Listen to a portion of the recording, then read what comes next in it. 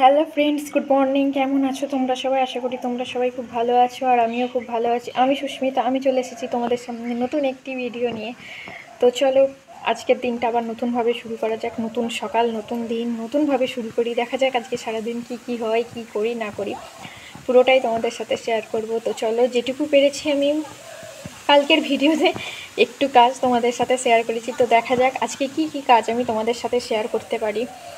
তো ফোনটা ধরতে খুব অসুবিধা হচ্ছে, এই এক হাতে জিনিস আছে তো, আর এক হাতে ফোনটা ধরে ইন্ট্রো দিচ্ছি। ভাবলাম ভিডিওটা আজকে শুরু করা যায়, এখনও তো অনেকটা বেলা হয়ে গেছে, ভিডিও শুরু করা হয়নি। তো তাই হঠাৎ করে ভিডিওটা শুরু করতে হলো। তো চলো। তো দেখো এখন সকাল 8:15 মতো বাজে, আর এদিকে দেখো মায়ের ঠাকুরকে পুজো করা কিন্তু কমপ্লিট হয়ে গেছে। সকাল সকালই ঠাকুরকে পুজো করা হয়ে গেছে। আগে ঠাকুরকে শান্ত করা হয়েছে, তারপর মানুষের পেট শান্ত করা হবে। আর এদিকে দেখো আমি ভাত বসিয়ে দিয়েছি। তো আমাদের অনেকটা সকালেই রান্না হয়, তো তার জন্য সকাল সকালই ভাত রান্না করে নিতে হয়। তো এখানে ভাত বসিয়ে দিয়েছি। তো চলো, দেখো গাছটায় কত গোলাপ হয়েছে, আর কি সুন্দর দেখতে লাগছে। পুরো এক গাছ ভর্তি গোলাপ হয়েছে, আর কালারটা দেখো কি মিষ্টি কালার। এত ভালো লাগে এই ফুলগুলো দেখতে। পুরো অনেক ফুটেছিল, আগেও অনেকগুলো হয়েছিল, ঝরে গেছে। এখানে দেখো একটা রেড রোজ হয়েছে, সামনেই রোজটা গেল। তো বরকে বললাম যে তুমি তো আমাকে একটা রোজ গিফট করতে পারতে। তো আমাকে বললো কি, গাছেই যখন হয়েছে গিফট করে কি করব। রোজ আর পেলাম না। দেখো কি দারুণ দেখতে লাগছে না রোজটা। আর এই যে এখানটা দেখতে পাচ্ছ, এখানটা হচ্ছে আমাদের বাড়ির মা মনসা। আমাদের বাড়িতে মা মনসা আছে। তো এটা এখানে মা মনসাটা মন্দির না, ঠিক বেদি মতো করা আছে। আর পাশেই যে একটা হরি মন্দির করা আছে। এই জায়গাটা এত ভালো লাগে এলে। পুরো এখানটা খুব ঠান্ডা পুরো এখানটা। দেখো ঘড়িতে প্রায় 12টা বাজতে যায়, মোটামুটি সব কাজই কমপ্লিট হয়ে গেছে।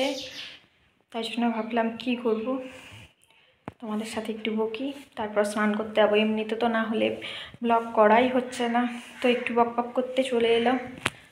তো বাইরেটা এত রোদ উঠেছে, সকালে যেমন ঠান্ডা ছিল বেলাতে ঠিক তেমন রোদ্দুরটা উঠেছে। না ঠান্ডাটাকে সহ্য করা যাচ্ছে, না রোদে থাকা যাচ্ছে। কি হবে বুঝতে পারছি না। আর এই তো তোমার গরমকাল আসছে, বীভৎস কষ্ট গরমকালে।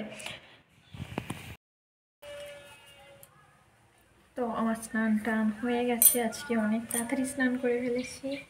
স্নান টান করে এখন ঘরে চলে এসেছি। তো ভাবলাম কী করবো, কী করা যায়, ভিডিওটা অন করা যাক আর কি। তো তাই জন্য ভিডিওটাই অন করলাম। তো এই হচ্ছে রোজকার স্নান করে ডিউটি। যতদিন না শীতকাল যাচ্ছে এইভাবেই চলতে থাকবে হয়তো।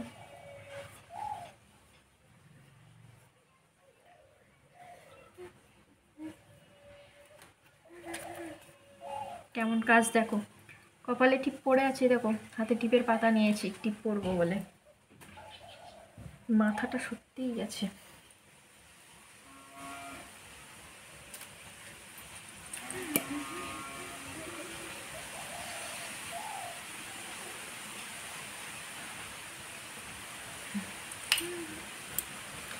তো স্নান করে রেডি হয়েছি।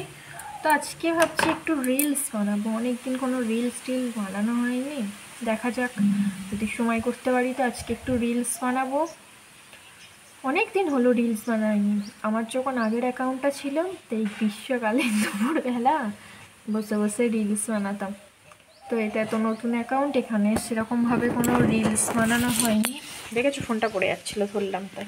আমার হাত থেকে ফোন পড়বে না এমন মনে হয় একটা দিন নেই, আমার হাত থেকে ফোন পড়বেই। তো চলো দেখি একটু রিলস বানাই কিনা। তো রিলস বানাবো বলে তো রেডি হবো ভেবেছিলাম, কিন্তু আর রেডি হতে ইচ্ছা করেনি। ওই যা পারলাম টুকটাক একটা দুটো রিলস বানালাম। তো চলো দুপুরে খাওয়া দাওয়া করতে হবে, এখনও খাওয়া দাওয়া করা হয়নি। দুপুরের খাওয়া দাওয়া করে নিই, তারপর আবার তোমাদের সাথে কথা হচ্ছে। তো তোমরা কে কে আমার মতো আছো যে রিলস বানাবে ভাবো, কিন্তু রেডি হওয়ার ভয়ে আর রিলস বানাতে পারো না? একটু জানিও। আমার তো মনে হয় কেউ নেই, আমি একাই হয়তো এরকম আছি, তাই না?